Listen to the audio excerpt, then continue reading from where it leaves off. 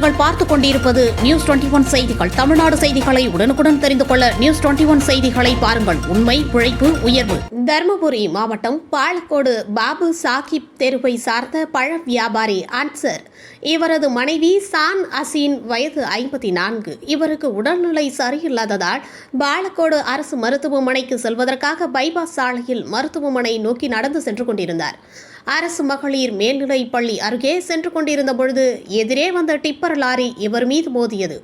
இதில் தலையில் பலத்த காயம் ஏற்பட்டு சம்பவ இடத்திலேயே உயிரிழந்தார். தகவல் அறிந்து வந்த பாலக்கோடு போலீசார் பெண்மணியின் உடலை மீட்டு பிரேத பரிசோதனைக்காக பாலக்கோடு அரசு மருத்துவமனைக்கு அனுப்பி வைத்தனர்.